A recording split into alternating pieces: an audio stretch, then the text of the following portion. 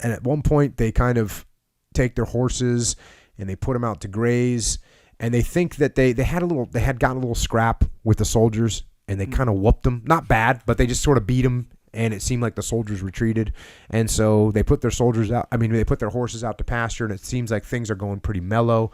And I'll go back to the book. I had no thought then of any fighting to be done in the near future. We had driven away the soldiers on the upper Rosebud 7 days ago. It seemed likely they would be gone a long time before they would trouble us again. My mind was occupied mostly by such thoughts as regularly are uppermost in the minds of young men. I was 18 years old, and I like girls. That night we had a dance. It was an entirely social affair for young people, not a ceremonial or war dance. So here he is. They kind of got in a scrap 7 days ago. They feel like they're pretty safe. They put their horses out to pasture. And then he starts thinking about the ladies. Right. And they basically party through the whole night. Back to the book. At the first sign of dawn, the dance ended. And then him and his brother, they kind of take off. And they go down by the river and fall asleep. And that's the end of their night. Back to the book. In my sleep, I dreamed that a great crowd of people were making lots of noise. Something in the noise startled me. I found myself wide awake, sitting up and listening. My brother, too, awakened, and we both jumped to our feet. A great commotion was going on among the camps. We heard shooting. We hurried out from the trees so we might see as well as hear. The shooting was somewhere at the upper part of the camp circles. It looked as if all the Indians were were running away toward the hills to the westward or down toward our end of the village. Women were screaming and men were letting out war cries. Through it all, we could hear old men calling, "Soldiers are here. Young men, go out and fight them." So there they go. They thought they were peaceful, but they're about to get it on. And as he talked about before, what does he do to prepare for battle? Here we go back to the book. I jerked off my ordinary clothing. I jerked on a pair of new breeches that had been given to me by another Sioux. I had a good cloth shirt and I put it on. My old moccasins were kicked off and a pair of beaded moccasins substituted for them. My father strapped a blanket upon my horse and arranged my rawhide lariat into a bridle. He stood holding my mount. "Hurry," he urged me. I was hurrying, but I was not yet ready. I got my paints and my little mirror. The blue-black circle soon appeared around my face. The red and yellow colorings were applied on all skin of the inside the circle. I combed my hair. It properly should have been oiled and braided neatly, but my father was again saying, "Hurry." So I just looped a buckskin thong about it and tied it up close to the back of my head to float loose from there. My bullets, caps, and powder horn put me into full readiness. In a moment afterward, I was on my horse, going as fast as I could run to where all the rest of the young men were going. My brother had already gone. He got his horse before I got mine, and his dressing was only a buckskin shirt fringed with Crow Indian hair. The hair had been taken from a Crow at a past battle with them. The air was so full of dust I could not see where to go, but it was not needful that I see that far. I kept my horse headed in the direction of movement by the crowd of Indians on horseback. I was led out and around and afar beyond the camp circle. Many hundreds of Indians on horseback were dashing to and fro in front of the soldiers. The soldiers were on level ground. The soldiers were on the level valley ground and were shooting with rifles. Not many bullets were being sent back at them, but thousands of arrows were falling among them. I went with a throng of Sioux until we got beyond and behind the white men. So you got a flank going on, and they're starting to surround the white men. By this time, though, they had mounted their horses and were hiding themselves in the timber. A band of Indians were there with the soldiers. It appeared they were Crow or Shoshones. Most of the Indians had fled back up the valley. Some were across east of the river and were riding away over beyond the hills. So there you go. This is what happens. He gets woken up and gets his war gear on, and he's going into battle.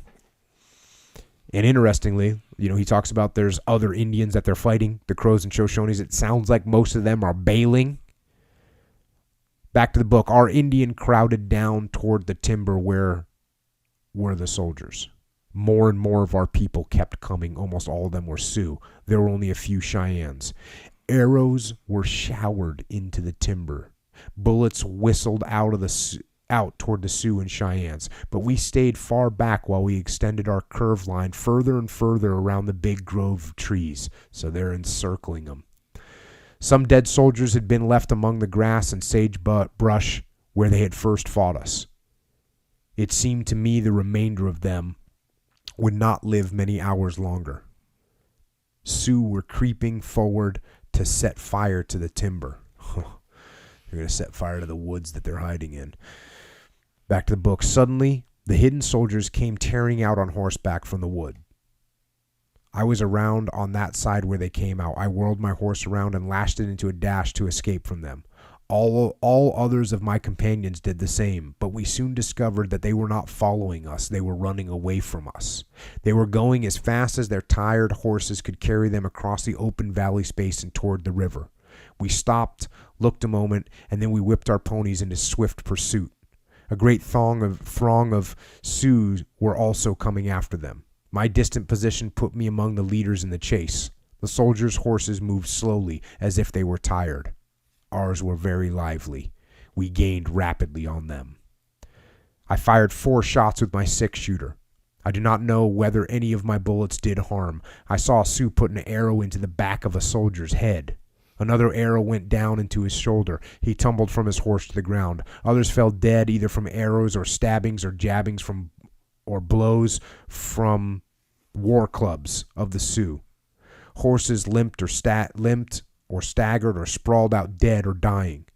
Our war cries and war songs were mingled with the many jeering calls such as, "You're only boys, you ought not to be fighting. We whipped you in Rosebud. You should have brought more Crows or Shoshones with you to do your fighting." Little Bird and I were after one certain soldier. Little Bird was wearing a trailing war bonnet. He was at the right and I was at the left of the fleeing man. We were lashing him and his horse with our pony whips. It seemed not brave to shoot him. Besides, I did not want to waste any of my bullets. He pointed back his revolver, though, and sent a bullet into Little Bird's thigh.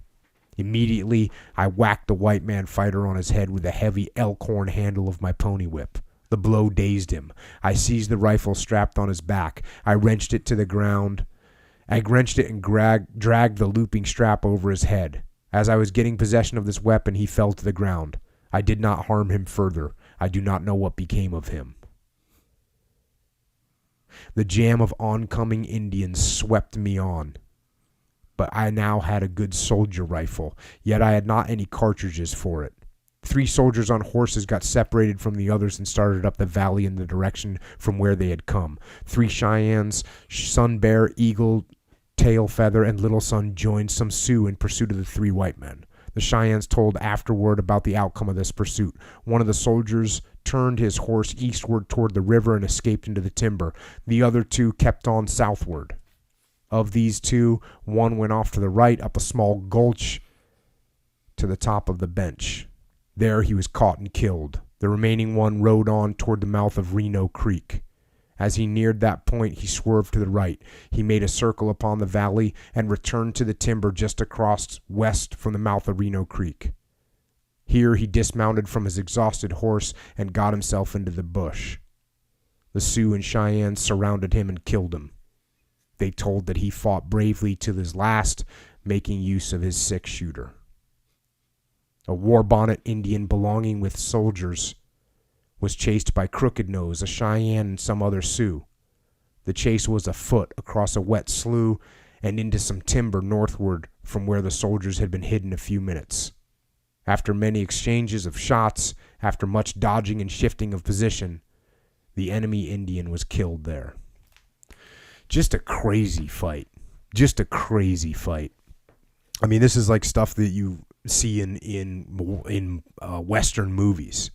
People pulling each other off of horses, shooting people in the head with bow and arrow from a horse. That's just crazy and brutal.